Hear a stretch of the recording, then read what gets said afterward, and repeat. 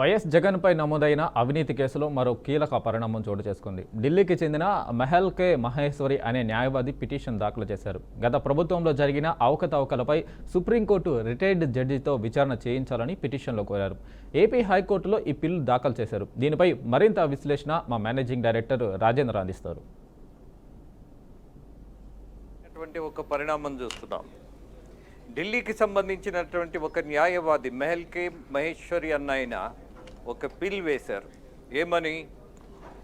గత ప్రభుత్వంలో జరిగినటువంటి అనేక అవకతవకల మీద ఖచ్చితమైనటువంటి దర్యాప్తు జరగాలి, దట్టు రిటైర్డ్ సుప్రీంకోర్టు జడ్జితోటి విచారణ చేయించాలి అని ఆయన డిమాండ్. దాన్నే ఇవాళ ఏపీ హైకోర్టులో ఆయన పిల్ వేయటం జరిగింది. 5 సంవత్సరాలలో జరిగినటువంటి అక్రమాలు అన్నారు, అవినీతి అన్నారు, మైనింగ్ అన్నారు, అలాగే లిక్కర్ కేసులు అన్నారు. ఏవైతే ఇవాళ సిట్టు దర్యాప్తు అనేక అవినీతి కార్యక్రమాల మీద దర్యాప్తు చేస్తుందో వాటిని మళ్ళీ ఈయన రిపీట్ చేస్తూ హైకోర్టులో జగన్మోహన్ రెడ్డి మీద విచారణ జరగాలి అని చెప్పేసి చాలా స్పష్టమైనటువంటి ఒక కేసు వేయటం జరిగింది. దీన్ని స్వీకరిస్తారా లేదా, విచారణ జరుగుతుందా లేదా అన్నది సెకండరీ. బట్ ఇవాళ ఆయన ఆ పిల్ వేసినటువంటి సందర్భంలో హైకోర్టు ఆయన్ని ఆన్లైన్లో తీసుకొని అడిగినప్పుడు ఆయన నెక్స్ట్ వీక్ హైకోర్టుకి, ఆంధ్రప్రదేశ్ హైకోర్టుకి అటెండ్ అవుతానని చెప్పిన తర్వాత మళ్ళీ ఒక వారం రోజులకు వాయిదా వేయటం జరిగింది.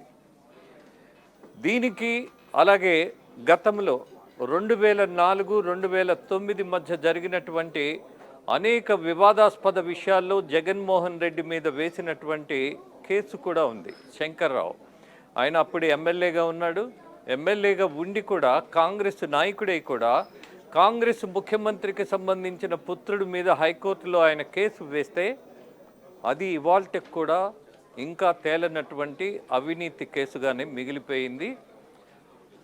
సిబిఐ, ఈడీ రెండు దరిదాపు ఇప్పటికి కూడా 13 కేసుల్లో విచారణకు నోచుకున్నటువంటిది, ట్రయల్ కోర్టుకు రానటువంటిది కూడా చూసాం.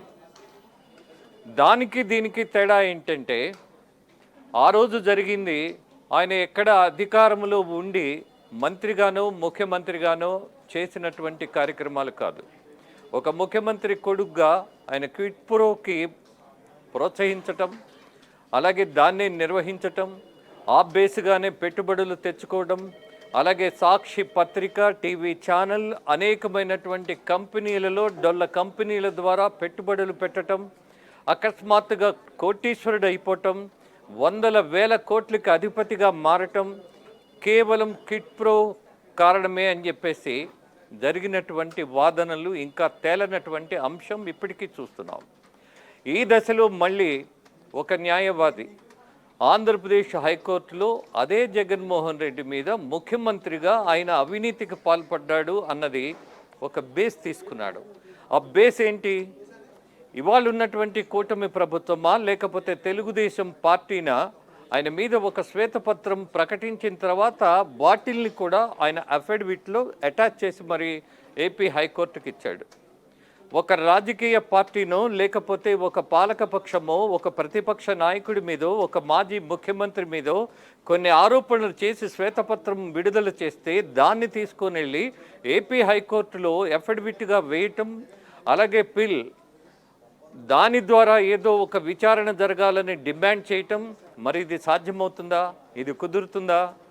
అలాగే గతానికి సంబంధించిన విషయాలు మనం గుర్తు చేసుకుంటే శంకర్రావు వేసినటువంటి కేసు ఇప్పటికి కూడా దోషిగా ఇవాళ జగన్మోహన్ రెడ్డిని నిలబెట్టినటువంటి చరిత్ర పునరావృతం అవుతుందా? చాలా తేడా ఉంది. ఏం జరుగుతుందో, న్యాయశాస్త్రం ఏం చెబుతుందో, ఏపీ హైకోర్టు ఎలా స్పందిస్తుందో కొద్ది రోజులు వేచి చూస్తే పరిణామాలు ఎలా ఉంటాయో అర్థమవుతాయి.